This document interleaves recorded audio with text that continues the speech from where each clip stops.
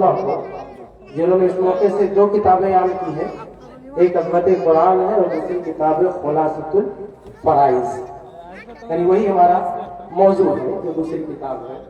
تو اس حوالے سے کچھ باتیں میں آپ کے سامنے رکھوں گا، کیونکہ جب اللہ تعالیٰ نے قرآن میں اتنی تفصیل دی ہے اس مسئلے میں اور اتنا سیریس لیا ہے اس مسئلے کو، تو اس کا تقاضا یہی ہے کہ اس پر عمل کیا جائے، اس کو عام کیا جائے اور اس مسئلے کو کبھی بھلایا نہ جائے۔ لیکن افسوس کے ساتھ کہنا پڑتا ہے کہ آج بلا تفریق خاص طور سے ہمارے ملک میں تمام مسلمانوں نے اس سے لاپرواہی برتی ہے اور اس کے تعلق سے عجیب منمانیاں دیکھنے کو ملتی ہیں۔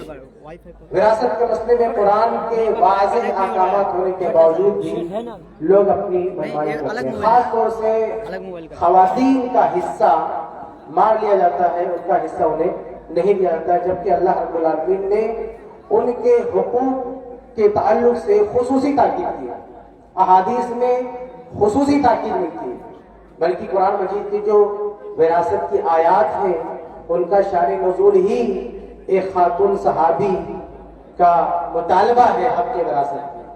چنانچہ سنن ترمذی وغیرہ کی روایت ہے کہ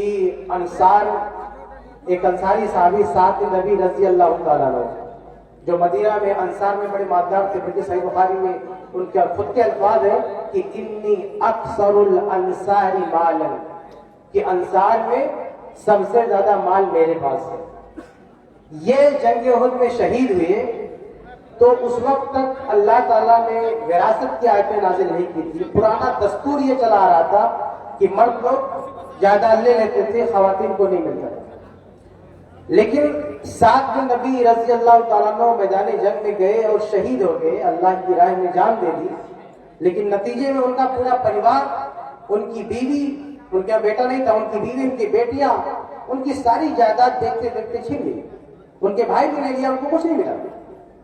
چانچہ یہ بڑی عجیب بات تھی، کوئی چھوٹی موٹی فیملی نہیں تھی، بڑی فیملی تھی، بڑی دولت تھی، اور آپ ذرا سوچ کے دیکھیے کہ اچانک سب کچھ چلا جائے تو کیا بیتے گی، اور وہ بھی اس وجہ سے کیونکہ گھر کا اغوا میدان جنگ میں گیا ہے، اللہ کے لیے گیا ہے۔ چنانچہ ان کی بیوی، روایت کے الفاظ ہے کہ جاءت امرأۃ سعد بن ربیع الی النبی صلی اللہ علیہ وسلم بابنتیہا من سعد، سعد رضی اللہ تعالیٰ عنہ کی بیوی سعد کی دونوں بیٹیوں کو، یتیم بیٹیوں کو یہ بیوہ لے کر اللہ کے رسول کے پاس آتی ہے اور کہتی یا رسول اللہ ہاتان ابنتا سعد، یہ سعد کی دونوں بیٹیاں ہیں، وقد قتل ابوہما معک شہیدا یوم احد، اور ان بچیوں کا باپ جنگ احد میں آپ کے ساتھ لڑتے ہوئے شہید ہو گیا ہے، وَإِنَّ أَبَّهُمَا أَخَذَ مَالَهُمَا، اور شہادت کے بعد ان کے چچا نے یعنی میرے شوہر کے بھائی نے سارا مال لے لیا، ہمارے لیے کچھ نہیں چھوڑا، اب ہمارا کیا ہوگا؟ اللہ کے رسول صلی اللہ علیہ وسلم فرماتے ہیں یقضی اللہ فی ذلک، اس بارے میں اللہ ہی کوئی فیصلہ کرے گا، کیونکہ ابھی تک کوئی ہدایت آسمان سے نہیں آئی تھی۔ لیکن روایت کے الفاظ ہے فَنَزَلَتْ آیَةُ الْمَوَارِيث، اللہ رب العالمین نے اسی وقت جبرائیل اسلام کو بھیجا، کیونکہ مسئلہ ایک شہید کی بیوہ کا تھا، جس صحابی نے اللہ کی راہ میں اپنی جان دی، اس کے بدلے میں پریوار پریشان ہو جائے، ساری دولت چھن جائے، ایک شہید کی تکریم کے لیے اللہ رب العالمین نے شہید کے پریوار کی حفاظت کی اللہ تعالیٰ نے عرب کا وہ دستور بدل دیا، وہ قانون بدل دیا، وراثت کی آیتیں نازل ہوئی، اللہ کے نبی صلی اللہ علیہ وسلم کو حکم ہوا کہ پھر سے بانٹو۔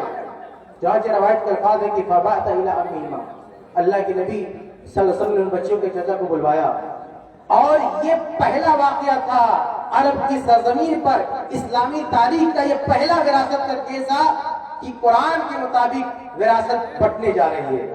آپ ذرا سوچیں کہ اللہ کے نبی کے منہ سے پہلا جملہ کیا نکلا، اسلامی تاریخ کا پہلا واقعہ جس میں اللہ کے رسول کے سامنے، اللہ کے رسول کی زبان سے، اللہ کے رسول کے ہاتھ سے وراثت تقسیم ہو رہی ہے، اللہ کے نبی صلی اللہ علیہ وسلم کے منہ سے پہلا جملہ کیا نکلا کہ آتِ ابنتِ سعد الثلثین، کہ سعد کی دونوں بیٹیوں کو 2/3 دے دو۔ سب سے پہلے اسلامی تاریخ میں وراثت تقسیم ہوئی تو سب سے پہلے جن کا نام آیا وہ بیٹیوں کا نام آیا۔ इनसे शुरुआत हुई विरासत की तकसीम पर, लेकिन आज सबसे पहले दूर की बात है, आखिर में भी उनका नाम लिया जाता है। अल्लाह के नबी सल्लल्लाहु अलैहि वसल्लम ने सबसे पहले उनका नाम लिया और उसके बाद कहा वआते उम्महुम, इनकी माँ को यानी साद की बीवी को 1/8 दे दो। और जो भाई सब कुछ ले लिया था, 100% ले चुका था, आखिर में उनको दिलवाया, कहा वमा बकिया फहुवा लक, जो बचा है वो तुम रख लो। और वो भी इसलिए क्योंकि बेटा नहीं था, बेटा होता तो कुछ भी नहीं मिलता उनको, जो कानून अल्लाह ताला ने उतारा था। तो मेरे भाई ये हदीस क्या कहती है, इन आयात का शान नुज़ूल क्या कहता है कि खवातीन के को हुकूक दिलाने ही के लिए ये विरासत की आयतें नाज़िल हुई हैं और अल्लाह ताला ने इन आयात को कुरान में रखा। और एक दूसरी बात गौर करें कि अल्लाह ने इंतजाम ये किया कि इन आयात को सूरह निसा में जगह मिली है। निसा माने खवातीन है। औरतों को इतनी आसानी है कि कहीं अगर मुकदमा करना हो, क्लेम करना अपने हिस्से का, बोले दलील क्या है, तो कहते हैं हमारे नाम की जो कुरान में सूरत है उसी में दलील है। बड़ा आसान है दलील देना खवातीन के लिए, कितनी आसानी पैदा की अल्लाह ताला ने कि उनको दलील देने के लिए कोई जो है मगजमारी करने की जरूरत नहीं है। बड़ी आसानी से कहते हैं हमारे नाम की कुरान में एक सूरत है सूरह नसा, उसमें दलील है, जाके देख लो, बहुत ही वाज़ेह तौर पर। और अल्लाह ताला ने वो इंतजाम किया कि आज तक इस उम्मत में बहुत सारे मसाइल में, अक़दी मसाइल हो, फ़िक़ही मसाइल हो, एक से एक इख्तिलाफ हुआ, लेकिन बेटियों का जो हिस्सा कुरान ने तय कर दिया, इस हिस्से का इनकार करने वाला आज तक कोई फ़क़ीह इमाम पैदा नहीं हुआ। ये अल्लाह ताला का इंतजाम है। और आगे अल्लाह ताला ने सूरह नसा में ये आयत रखी और विरासत के अहकाम बताने से पहले अल्लाह ताला ने ज़हन साजी की। क्या किया? अल्लाह ताला फरमाता है कि वलिर्रिजालि नसीबुम मिम्मा तरकल वालिदानि वल अक़रबून वलिन्निसाइ नसीबुम मिम्मा तरकल वालिदानि वल अक़रबून। अल्लाह कहता है कि जैसे मर्दों का हिस्सा है, उनके माँ बाप मरे, करीबी मरे, तो जैसे मर्दों का हिस्सा है बिल्कुल इसी तरह वलिन्निसाइ मिम्मा तरकल वालिदानि वल अक़रबून, ठीक इसी तरह से औरतों का भी हिस्सा है अगर उनके वालिदैन मरे या करीबी मरे। वालिदान का लफ्ज़ है मिम्मा वलिन्निसाइ मिम्मा तरकल वालिदानि वल अक़रबून। बाद लोग अजीब-ओ-गरीब सवाल करते थे, कहते कि बाप मरेगा तो बेटों को हिस्सा मिलेगा, बेटी को, लेकिन क्या माँ मरेगी तो भी बेटी को हिस्सा मिलेगा?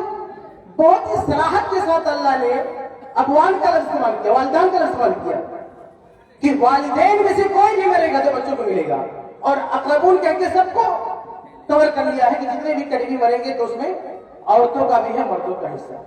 तो मेरे भाइयों, कुरान में अल्लाह ताला ने मर्द और खवातीन दोनों का हिस्सा बताया। आज बहुत सारे लोग कहते हैं कि अल्लाह ताला ने मर्द का हिस्सा औरत से डबल रखा है, जबकि ऐसा कुरान में नहीं है, ना ऐसा किसी हदीस में है। कुरान में हिस्से कम ज्यादा बताए गए हैं, लेकिन उसकी बुनियाद जिन्स नहीं है, वारिस का मर्द या औरत होना नहीं है, बल्कि वारिस के साथ दीगर खुसूसियात हैं, जैसे उसका करीब होना मैयत से, उसका रिश्ता मजबूत होना, उसके नफके की जिम्मेदारी होना। इस बुनियाद पर हिस्से कम ज्यादा होते हैं, और मर्दों के हिस्से कभी कम होते हैं, कभी औरतों के भी कम होते हैं। लेकिन ऐसा कोई रूल नहीं है, ऐसा कोई कानून नहीं कि औरत है तो लाजमी तौर पर हिस्सा कम ही होगा, बल्कि बहुत सारी मिसालों में मर्द औरत का हिस्सा बराबर होता है।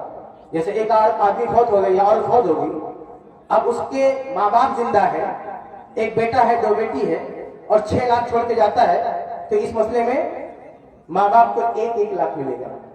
एक माँ है, एक बाप है, एक मुज़क्कर एक मुअन्नस है, लेकिन दोनों को 1-1 लाख। कहां फर्क किया अल्लाह ताला ने? दोनों कर सकते, लेकिन आप नीचे उतरेंगे तो बेटे को 2 लाख और बेटी को 1-1 लाख मिलेगा, क्योंकि ये निचली नस्ल है। इसमें फर्क जो किया गया है वो इस वजह से नहीं कि मर्द औरत है, वरना ऊपर भी फर्क होता, वालिदैन में फर्क होता, लेकिन वालिदैन में फर्क नहीं किया, क्योंकि वालिदैन आमतौर से बूढ़े हो जाते हैं, नफके की जिम्मेदारी खत्म हो जाती है, इसलिए दोनों का बराबर रखा। लेकिन नीचे औलाद अभी दुनिया में आ रही है, इन पर जिम्मेदारियां हैं, तो यहाँ बेटे का बढ़ा दिया। तो हमेशा वन डबल का नहीं चलता है औरत का, कभी औरत को जो है मर्द के बराबर भी मिलता है, जैसे इसके सामने, बल्कि कभी कभी डबल मिलता है, दुगना मिलता है। जैसे एक औरत मर गई, उसका शौहर है, उसका भाई है और उसकी एक बेटी है, 4 लाख छोड़ के मरती है, तो 2 लाख बेटी को मिलेगा, 1 लाख शौहर को मिलेगा और 1 लाख उसके भाई को मिलेगा।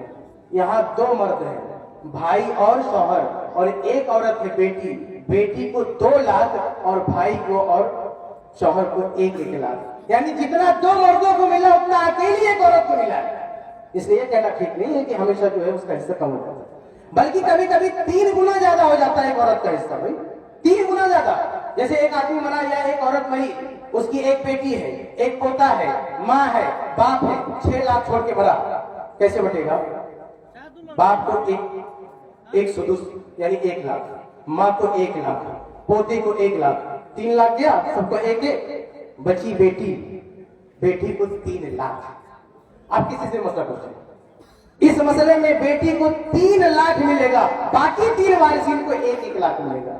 تو ایسا نہیں ہے کہ ہر جگہ عورت کا حصہ کم ہو گیا، کبھی مرد کے برابر، کبھی مرد کے ڈبل، کبھی مرد کے 3 گنا، بلکہ کبھی کبھی تو ایک ایسا مقام ہوتا ہے کہ عورت ہے تو حصہ ملے گا، وہی مرد آگے تو حصہ نہیں ملتا، بلکہ کہیں گے تو وراثت کی لسٹ سے باہر کر دیا جاتا ہے. جیسے ایک آدمی مر گیا، اس کی بیٹی ہے، اس کا بیٹا ہے، اور اس کی نانی ہے، اس کا نانا ہے، تو اس کیس میں، اور ماں نہیں ہے، تو اس کیس میں 5 لاکھ بیٹے کا، 1 لاکھ نانی کا، اور نانا کا کچھ بھی نہیں، وہ تو لسٹ سے باہر ہے، جبکہ ایک ہی گروپ کا ہے نانا نانی، وراثت میں انکلوڈ ہی نہیں، وارثین میں ہے ہی نہیں، وہ باہر کر دیا اس کو. اس لیے یہ کہنا کہ ہمیشہ جو ہے عورت کا کم کر دیا کا غلط ہے. اللہ تعالیٰ کی سائد پر غور کریں، للرجال نصیب مما ترک الوالدان وللنساء نصیب مما ترک الوالدان، کہ مرنے والا مرد ہو یا عورت، جیسے مردوں کا حصہ ہے ویسے عورتوں کا حصہ ہے، مما قل منہ او کثر، چھوڑی ہوئی جائیداد کم ہو یا زیادہ ہو. آج کچھ لوگ رونا روتے ہیں کہ ایک جھوپڑا باپ چھوڑ کے گیا ہے، اس میں ہم بہنوں کو دے دیں گے، باپ کی بیٹیوں کو دے دیں گے، تو ہم کہاں رہیں گے؟ اللہ نے کہہ دیا قرآن میں، مما قل منہ او کثر، بھائی چھوڑا ہوا کم ہو یا زیادہ سب کو ملے گا. اور جب بہنوں کو دینا ہوتا ہے، یعنی میت کی بیٹیوں کو دینا ہوتا ہے، تو یہ بہانہ کرتے ہیں کہ ہم کہاں رہیں گے. لیکن فرض کریں کہ اگر کسی کے 3 بیٹا ہو اور باپ ایک جھوپڑا چھوڑ کے گیا جس میں ایک بیٹا رہ رہا ہے، باقی 2 بیٹے بہت کما رہے ہیں، کوئی دبئی میں رہا ہے، کوئی امریکہ میں رہا ہے. باپ مر گیا اور یہ دبئی والا امریکہ والا دونوں بیٹے آئے اور بولے بھیا یہ جو باپ کے گھر میں رہ رہے ہو جھوپڑے میں، اس میں ہمارا بھی حصہ ہے. تو کیا وہاں بھی وہ روئے گا؟ تو کہے گا ارے تم کو نہیں دوں گا تو میں تو روڈ پہ جاؤں گا؟ نہیں، وہ جھوپڑا بک جائے گا، وہ بڑھ جائے گا، وہاں وہ روئے گا نہیں. لیکن بہن آ کے کھڑی جاتی ہم کو دے دو تو رونا شروع کر دیتا ہے. یہ تمہارا معیار کیوں؟ بھائی کھڑا ہو تو بک جائے جھوپڑا، وہاں روڈ پہ نہیں آتا، وہاں آنسو نہیں آتا، اور بہن مانگے تو آنسو آتا ہے، ڈرامے کرتا ہے. اللہ نے کہا مما قل منہ او کثر، چھوڑی ہوئی جائیداد کم ہو یا زیادہ کیسی بھی ہو. بعض لوگوں میں دیکھنے میں آتا ہے کہ وہ کہتے ہیں گھر نہیں بٹے گا، یہ فلاں پراپرٹی نہیں بٹے گی، وہ کھیت ہو گیا دور کی کوئی پراپرٹی بانٹتے بھی تو نہیں، ایسا نہیں ہے. ہر پراپرٹی میں سارے وارثین کا حق ہے، آپ الگ الگ چھانٹ نہیں سکتے. نصیبا مفروضہ، اللہ نے جتنا فرض کیا ہے وہ دینا ہے. اس طرح اللہ تعالیٰ نے ایک ماسٹر لائن دے دیا کہ دونوں کا حق ہے، آپ کسی کو اگنور نہیں کر سکتے. اس کے بعد میرے بھائیوں، اللہ تعالیٰ نے وارثین کی جو لسٹ کی ہے، کیلکولیشن کو جس طرح سے ڈیزائن کیا ہے، اس میں 2 گروپ رکھا ہے. ایک اصحاب الفروض جس کو ہم لوگ کہتے ہیں فرائض کی اصطلاح میں، مطلب کچھ لوگ ایسے جن کا حصہ ریزرو کر دیا، ان کو ملنا ہی ملنا، اور دوسرا گروپ جس کو ویٹنگ پہ ڈال دیا ہے کہ ان کو ریمیننگ ملے گا.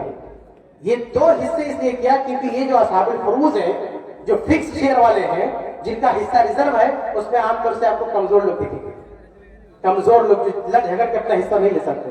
اس میں اکثر خواتین ہیں، یا باپ اس میں آتا ہے جو بوڑھا ہو چکا ہوتا ہے، یا شوہر آتا ہے جو کمزور ہو چکا ہوتا ہے اس میں. اور یہ دوسرا گروپ ہے جو پاورفل ہے، جس کو ویٹنگ پہ ڈالا ہے اور وہ بھی جو ہے ریمیننگ ملے گا. اس میں سب سے مضبوط لوگ ہوں گے. آپ کو حیرت ہوگی کہ بیٹا ادھر ہی ہے، یہ پہلے گروپ میں نہیں ہے. بیٹے کا کوئی حصہ طے نہیں ہے، بیٹے کو انتظار کرنا پڑے گا کہ آپ لوگ لے لو، جو بچے گا وہ ہم کو ملے گا. تو جو پہلا واقعہ ابھی میں نے آپ کو سنایا، اللہ کے رسول نے وراثت تقسیم کی تو سب سے پہلے کس کو دیا؟ بیٹیوں کو. اس کے بعد مرنے والے کی بیوی کو. اس کے بعد لاسٹ میں کہا اب جو بچا ہے وہ تمہارا. اب جو بچا سب سے لاسٹ میں اس کو دیا، اس کو ویٹنگ کر رکھا، کیونکہ سب سے مضبوط تھا، سب لے کے بیٹھا ہوا تھا. جو بندہ سب لے کے بیٹھا ہوا تھا، جب نبی نے بانٹا تو سب سے لاسٹ میں اس کا نمبر آیا، اور سب سے پہلے عورتوں کا نمبر آیا. یہ ساری عورتیں اصحاب الفروض میں سے اور وہ اسباب میں سے تھے. یہ ریزرو ان کا شیئر تھا، اور ان کا شیئر کیا تھا؟ اس کا بیٹا بیٹا. اللہ نے یہ بندوبست اس لیے کیا، کیلکولیشن کو اس طرح سے ڈیزائن کیا کہ کسی کے ساتھ ظلم نہ ہونے پائے، کمزوروں کو ان کا حق ملے. اس کے علاوہ دیکھیے میرے بھائیوں، عدالت تک ان کو ایکسس دیا ہے کہ اگر ان کو حصہ نہیں ملا تو عدالت میں آ کے اپنا حصہ مانگ سکتی.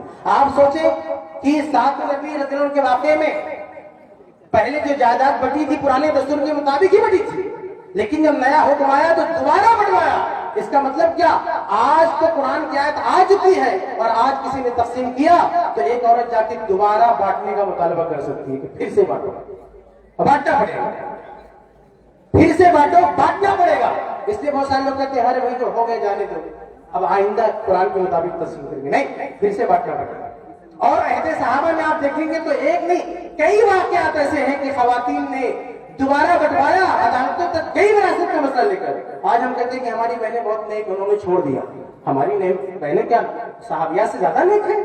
اللہ کے رسول کی بیٹی فاطمہ بنت محمد صلی اللہ علیہ وسلم، نبی صلی اللہ علیہ وسلم کی وفات کے بعد صحیح بخاری کی روایت ہے، اماں عائشہ بیان فرماتی ہے کہ جاءت الى ابی بکر صدیق تسأل میراثها مما ترک رسول اللہ صلی اللہ علیہ وسلم۔ فاطمہ بنت محمد آتی ہے خلیفہ اول کے دربار میں، کہتی ہے ہمارے والد صاحب نے جو چھوڑا ہمیں حصہ دو۔ ابو بکر صدیق رضی اللہ عنہ کہتے ہیں کہ یقیناً وراثت کا قانون تو ہے لیکن نبی پہ نہیں چلے گا، کیونکہ اللہ کے نبی نے ہم کو بتایا ہے کہ ما ترک لا نورث ما ترکنا صدقہ، ہم جو چھوڑ کے جاتے ہیں وہ ہمارے پریوار میں نہیں بٹے گا۔ لیکن فاطمہ بنت محمد بھی گئی اپنا حصہ مانگنے کے لیے، اور ہماری بہنیں ان سے زیادہ نہیں کہ ہم کو نہیں چاہیے۔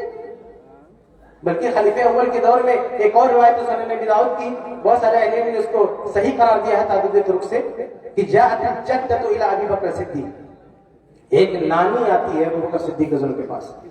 نانی، آج لوگ کہتے ہیں کہ چلو بہن بڑی ہوگی، اب بڑی ہوگی زیادہ نہیں، اس کو کیا ضرورت ہے؟ نانی آتی ہے اور نانی کو پتا بھی نہیں کہ ہمارے مسئلے کی کوئی دلیل ہے۔ ابو بکر صدیق رضی اللہ عنہ سے کہتی ہے وراثت بڑھ چکی ہے اور کہتی ہے کہ پھر سے بانٹو، ہمارا حصہ ہم کو نہیں ملا۔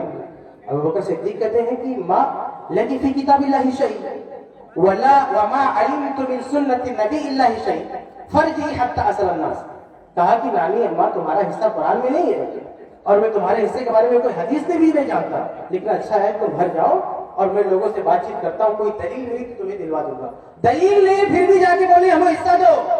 اور آج ہماری دلیل موجود ہے، وہ بھی سورہ نساء میں، ریفرنس کتنا آسان ہے، پھر بھی کہتے ہیں ہم کو نہیں چاہیے، نہیں چاہیے ان کو، لیکن ہم نے ان کو دبا کیا۔ اس کے بعد ابو بکر صدیق رضی اللہ عنہ نے صحابہ سے بات کی، پتہ چلا اللہ کے نبی صلی اللہ علیہ وسلم نے 1/6 دلوایا تھا، دوبارہ بانٹا، نانی 1/6 لے گئی۔ آپ خلیفہ دوم کی بات کریں عمر فاروق رضی اللہ عنہ، یہی روایت آگے کنٹینیو ہے سنن نبی داؤد میں کہ جاءت الجدۃ الاخرى، ایک دوسری یعنی دادی عہد فاروقی میں آئی اور پوتا مارا تھا، کہا سب نے حصہ لے لیا، ہمارا حصہ کہاں گیا؟ عمر فاروق رضی اللہ عنہ نے کہا کہ تمہارا حصہ بھی قرآن میں نہیں ہے، ہم سے پہلے جو کیس آیا تھا نانی کا، تو تم تو دادی ہو، تم کو کہاں سے دے؟ لیکن اجتہاد کیا اور پتہ چلا نہیں ان کو بھی 1/6 دیا جائے، وہ بھی 1/6 لے کر آئے۔ عثمان رضی اللہ کا دور دیکھیں، طبقات ابن سعد کی صحیح روایت ہے، عبد الرحمن بن عوف جو صحابہ کے سب سے مالدار صحابی تھے، انہوں نے اپنی بیوی تمازر رضی اللہ کو طلاق دے دی، اور بعد رات میں آتا وہ تیسری طلاق فائنل طلاق تھی، بیماری کی حالت میں طلاق دی تھی۔ بیوی نے کلیم کیا کہ وراثت میں مجھے حصہ ملنا چاہیے، وہ کیس گیا عثمان بن عفان رضی اللہ تعالیٰ عنہ کے پاس، بعض لوگوں نے اختلاف کیا کہ تیسری طلاق ہوگی، قصہ ختم، لیکن عثمان بن عفان نے کہا کہ نہیں، یہ بیماری کی حالت میں طلاق ہوئی ہے، طلاق تو ہو گئی لیکن وراثت کا حصہ دیا جائے گا، وہ اپنا حصہ لے کر رکھتے ہیں۔ تو شیخ ابن تیمیہ رحمہ اللہ نے اس مسئلے کو بحث کیے اور کہا راجح یہی ہے کہ اگر بیماری میں طلاق دیا، اگر تیسری طلاق دیا تو وراثت کا طلاق تو ہو جائے گی لیکن وراثت کا حصہ آپ نہیں روک سکتے۔ بلکہ عثمان بن عفان کے دور میں ایک دلچسپ واقعہ سامنے آیا، المعجم الکبیر طبرانی کی روایت ہے، امام حیثمی نے بھی نقل کیا مجموع زوائد کے بعد نے جہید قرار دیا سند کو کہ یزید بن قتادہ تابعی ہے، باقی صحابی کا صحیح بات ہے کہ تابعی ہے، وہ کہتے ہیں کہ میرے پریوار میں ایک آدمی کا انتقال ہوا، وہ نان مسلم گھرانہ تھا، یہ مسلمان ہو گئے، باقی سب غیر مسلم تھے، تو کہا کہ انتقال ہوا فورثتہ اختی، میری بہن ساری وراثت لے لے گی، کیوں؟ کانت علی دینہ، کیونکہ یہ میری بہن اس دھرم پر تھی، میں تو مسلمان ہو گیا تو اسلام کا قانون مسلمان ہو تو وراثت ختم۔ تو بیچارہ بڑے درد سے بتا رہا کہ مجھے کچھ نہیں ملا، میری بہن نے سب کچھ لے لیا۔ پھر آگے روایت میں ہے کہ ثم ان ابی اسلم، کچھ دن کے بعد میرے ابا مسلمان ہو گئے، یعنی وہ شاید بھائی مرا تھا، ابا مسلمان ہو گئے، ثم مات، اس کے بعد جب ابا کا انتقال ہوا تو سب میں نے سمجھ لیا، اپنی بہن سے کہا نکل تجھے نہیں ملنے والا، کیونکہ تو نان مسلم ہے، میں مسلمان ہوں۔ بہن نے کیا کہا؟ اس میں کون سی بڑی بات ہے، کلمہ پڑھ دیا لا الہ الا اللہ محمد رسول اللہ، میں بھی مسلمان ہوں، تجھے نہیں۔ وہ کہتا ہے وہ سب نہیں چلے گا، ابھی تم مسلمان ہو گئی، وہ وہ خود کہتے ہیں یزید بن قتادہ فحاسمتنی فی المیراث الی عثمان بن عفان، وہ بھی ایک کیس عثمان بن عفان کے پاس لے کے گئی، نہیں مسئلہ حل کرو، میں مسلمان مجھے میرا حصہ نہیں دے رہا. تو عثمان بن عفان رضی اللہ تعالیٰ نے اپنے سے پہلے خلفاء کے اقوال جمع کیے اور کہا، یہ اجتہاد کیا مسئلہ بتایا کہ اگر ایک آدمی مر گیا، اس کے وارثین میں کوئی نان مسلم ہے، اگر تقسیم وراثت سے پہلے مسلمان ہو جاتا ہے تو اس کا حصہ ملے گا، اور وراثت تقسیم ہو گئی پھر اسلام لاتا تو حصہ نہیں ملے گا. اور تمہاری بہن چونکہ تقسیم وراثت سے پہلے اسلام لائی ہے اس لیے حصہ دیا جائے گا. یزید بن قتادہ کہتے ہیں کہ فذهبت بذلك الاول وشاركتني في هذا، پہلا پورا لے کے چلی گئی، اس میں بھی حصہ دار بن گئی. آپ سوچیں کہ تیسرے خلیفہ کے دور میں کوئی عورت اپنا حصہ چھوڑنے کے لیے تیار نہیں. چوتھے خلیفہ کی بات کریں علی رضی اللہ تعالیٰ عنہ کی، تو وراثت کی کتابوں میں ایک مسئلہ ملتا ہے المسئلہ الدیناریہ الصغریٰ. یہ اس مسئلے کا نام امتحان میں سوال بھی آتا ہے کہ مسئلہ دیناریہ صغریٰ بتائیں کیا ہے. جانتے ہو کیا؟ ایک عورت، ایک گھرانے میں ایک شخص کا انتقال ہوا تو اس نے وراثت چھوڑی تھی 600 دینار. کتنا؟ 600 دینار بہت بڑی جائیداد ہوتی ہے. 600 دینار چھوڑا، سارے وارثین کو حصہ ملا، اس میں ایک بہن وارث ہوتی تھی، اس کو حصہ ملا صرف 1 دینار. اس کو ہضم نہیں ہوا. 600 دینار، کوئی 200، کوئی 400 لے جا رہا، کوئی 100 لے جا رہا، کوئی 75 لے جا رہا، اور مجھے صرف 1 ملا. اس نے اس فیصلے کو چیلنج کر دیا. اس وقت کے جو چیف جسٹس تھے، قاضیوں کو یاد تھے، قاضی شورا جو بہت بڑے قاضی تھے. قاضی شورا کے بارے میں جانتے ہیں؟ اسلامی تاریخ میں ان سے بڑا جج پیدا نہیں ہوا. 60 سال تک انہوں نے قاضی کے عہدے پر فائز رہے، کسی خلیفہ نے ان کو چینج نہیں کیا، تبادلہ نہیں کیا، نہ ان کو ہٹایا، نہ ان کو معزول کیا. عمر ابن الخطاب حضور کے بنائے ہوئے قاضی تھے. اچھا، یہ بچپن ہی سے بڑا شوق تھا ان کو فیصلہ کرنے کا. یہ حضرموت میں تھے، مسلمان نہیں ہوئے تھے. اچھا، یہ صحابی نہیں ہے لیکن نبی کے دور میں تھے، نبی سے ملاقات نہیں ہو سکی.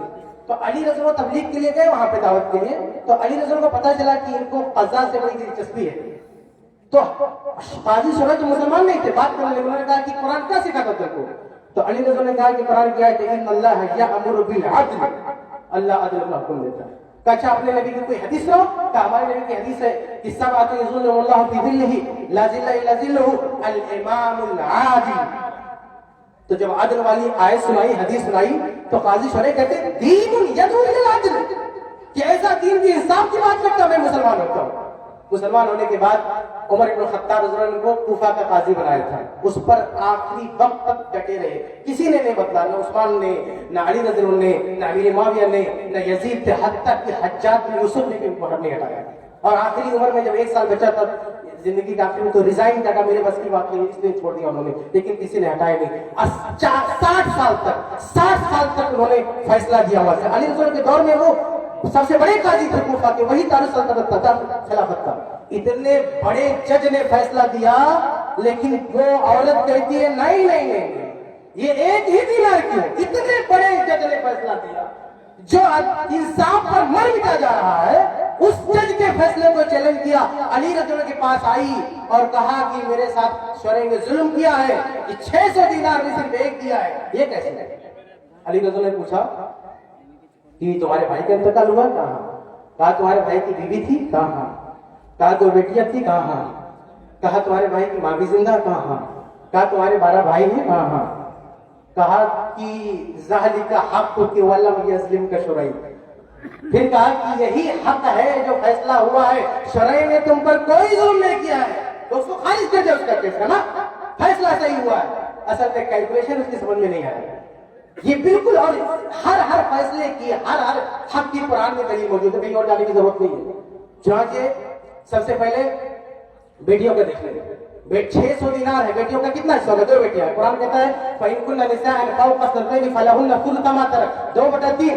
600 میں سے 2/3 کتنا ہوتا ہے؟ 400 دینار ہوتا ہے. 400 دینار بیٹیوں کو ہے. بچہ کتنا؟ 200 دینار. ماں ہے، اس کو دینا. ماں کا حصہ کتنا ہے؟ قرآن کہتا ہے وَلِأَبْوَيْهِ لِكُلِّ وَاحِدٍ مِّنْهُمَا السُّدُسُ مِمَّا تَرَكَ إِن كَانَ لَهُ وَلَدٌ. اگر اولاد ہے تو ماں باپ میں سے ہر ایک کا حصہ 1/6. 600 دینار میں 1/6 100 دینار ہوتا ہے. 100 دینار دیا ماں کو، بچہ کتنا؟ 100 دینار. अब बीवी की बारी है, बीवी का कितना हिस्सा? अल्लाह फरमाता है अगर तुम्हारी औलाद है, तुम्हारी बीवी का हिस्सा 1/8 है। 1/8 600 दिनार है, 1/8 75 दिनार होता है। 75 दिनार बीवी लेगी, बचा कितना? 25 दिनार। अब भाई है 12 और एक बहन है। भाई बहन को कैसे मिलेगा? सूरह निसा आखिरी आयत में अल्लाह फरमाता है इन कानू इख्वतन रिजाल व निसान फलिस्तकिर मिस्लु हज़्ज़िल उन्सयैन, कि अगर भाई बहन हो उनमें अगर बांटना होगा तो हर भाई को उतना मिलेगा, बहन के डबल मिलेगा। अब इस टाइम इस हिसाब से, इस फार्मूले से बांटा गया तो बहन को जितना मिला था उसका डबल भाई को। तो 12 भाई थे, 12 दूना 24 इनका हो गया। बचा 1 दिनार, वो उठा के शोरे में दिया, ये लेगा तुम्हारा। पूरा कुरान के मुताबिक तकसीम हुआ, लेकिन उसको हजम नहीं हो रहा था। ये उस दौर की खवातीन है, सही तकसीम हो रही है, फिर भी इत्मीनान नहीं है। सबसे बड़ी अदालत में जाके केस करी, हमें हिस्सा चाहिए। और हमारी माई बहन, दलील मौजूद है कुरान में, दलील मौजूद है हदीस में, और तुम्हारा हिस्सा हड़पा जा रहा है, फिर भी कोई केस नहीं, फिर भी कोई मुतालबा नहीं। ये असल में इनको डरा के रखा गया है। मेरे भाइयों, मैं कहना चाहता हूँ कि हमें खवातीन को इस खौफ से निकालना चाहिए, उनका जो हक है उनको देना चाहिए। अल्लाह के नबी सल्लल्लाहु अलैहि वसल्लम के सामने जब इस तरह के मसले आते थे ना, तो अल्लाह के रसूल डराते थे। सही बुखारी की बड़ी मशहूर हदीस है ना कि इन्नकुम तख्तसिमूना इलैया, तुम लोग अपने झगड़े मेरे पास लाते हो। तो अल्लाह के रसूल उनको डराया, कहा कि डर जाओ, अगर मैं तुम्हारी किसी की चल जबानी में आके फैसला भी कर दिया तो उसका नहीं होगा। ये मसला मीरास का बुखारी में बताते हैं, लेकिन मुस्लिम अमल में क्या है? फी मवारीस बैनहुमा, ये विरासत का मसला लेकर अल्लाह के नबी के पास आए थे। अल्लाह के रसूल ने उनको डराया, इतना डराया कि बाद में आप देखिए मुस्लिम अमल की रिवायत है अबू दाऊद के लिए, वो लोग क्या कहने लगे? कहने लगे अल्लाह के रसूल सब उठा के मेरे भाई को दे दो, मुझे नहीं चाहिए। दूसरा कहने लगे इसको दे दो, मुझे नहीं चाहिए। वो दोनों कुछ देर पहले कह रहे थे हमारा हमारा, जब नबी ने डराया तो कहने लगे नहीं हमारा नहीं, इसको दो। वो कह रहा नहीं इसको दो। तो अल्लाह से कहा कि इज़हबा फक़तसिमा तुम मुस्तक़िमा, ऐसा करो जाओ तुम दोनों आधा आधा ले लो, फिर आधा आधा करने के बाद एक गोटी डाल लो और अपना एक एक ले लो।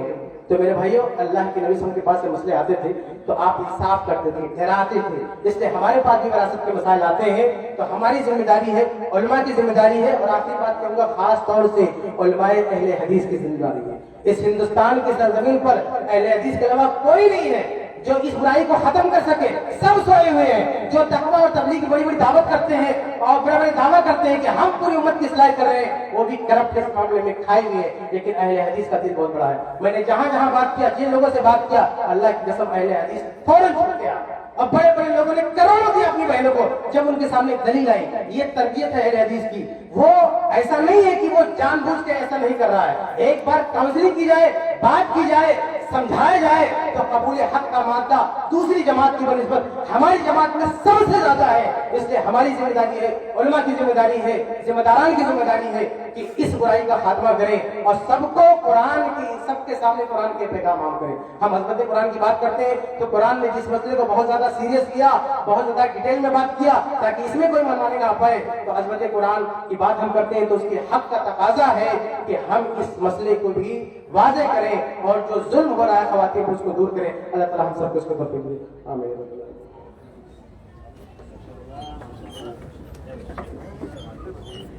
माशाअल्लाह, एक फराइज या मीरास का फल बहुत खुश्क माना जाता है और लोग सुनने के लिए तैयार नहीं होते हैं। लेकिन अल्हम्दुलिल्लाह शेख ने जिस अंदाज और जिस उसलूब में हमें और आपको बताने की कोशिश की है, अल्हम्दुलिल्लाह वो इन्हीं का ही मजाल और मैदान था। शेख की किताब तफसीरुल फराइज, जिसका अंग्रेजी में तर्जुमा भी हो चुका है। शेख हमसे 2 साल सनाविन के अंदर जूनियर थे और अक्सर हम लोग आपस में डिस्कशन क्या करते थे। और अल्हम्दुलिल्लाह अब तक 32 किताबें वो तस्दीक कर चुके हैं और बहुत मुहक्कक किताबें हैं, तहकीक शुदा किताबें हैं और तलाक के मसले में हो, मीरास के मसले में हो, जो अक्सर बेशतर हमारे इलाके में तलाक के मसले में लोग नहीं समझ पाते हैं। मीरास का मसला इतना उलझा हुआ रहता है कि हम और आप नहीं समझा पाते हैं। आइए हम आहद करें कि आप अपनी बहन को, अपनी बेटियों को अपनी मीरास का हक देंगे। हमारे यहाँ बहनें ये समझती है कि शायद अगर मैं हक मांगूंगी तो मेरी बहन और मेरे भाई का रिश्ता है वो बिगड़ जाएगा। रिश्ता बिगड़े या रहे या ना रहे, लेकिन हम अपनी बहन को, बहन अगर हक नहीं मानती है, नहीं मांगती, मुतालबा नहीं करती है, तो हम अपना हक अपनी बहन को देने के लिए जरूर कोशिश करें। अब आपके बीच में सिर्फ मुख्तसर 2 मिनट के लिए मैं क्रिप्स के डायरेक्टर जनाब जान मोहम्मद को दावत को आए और 2 मिनट अपनी बात को रखें। एक जरूरी ऐलान ये है कि इसी तरह का एक बैग है जिसमें दस्तावेज वगैरह है और कुछ पैसे भी थे। کسی کے پاس اگر ہے یا کسی کو ملا ہے